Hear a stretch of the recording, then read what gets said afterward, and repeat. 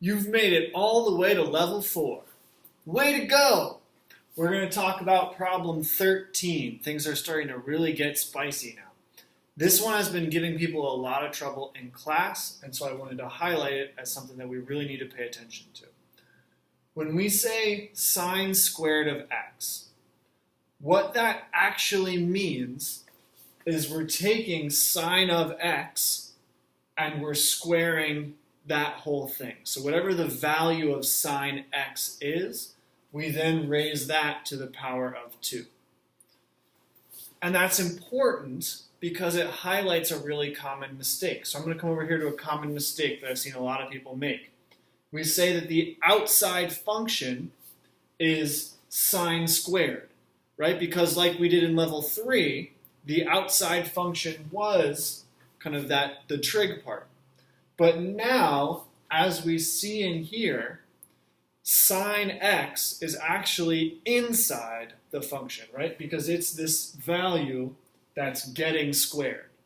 So this is not correct. This is a very popular common mistake that is not correct. The sine squared is not the outside function. Instead, the outside function is g squared. And g is equal to sine x, right? Because if we took sine x and we plugged it in, we get g squared, which is what we have here, g squared.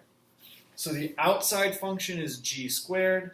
The inside function, trapped inside there, is sine x.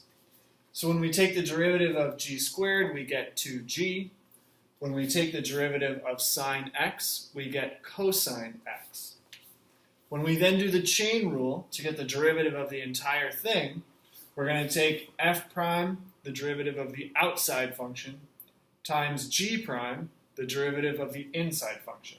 And that's going to be 2g times cosine x. We're going to take our g and plug it back in.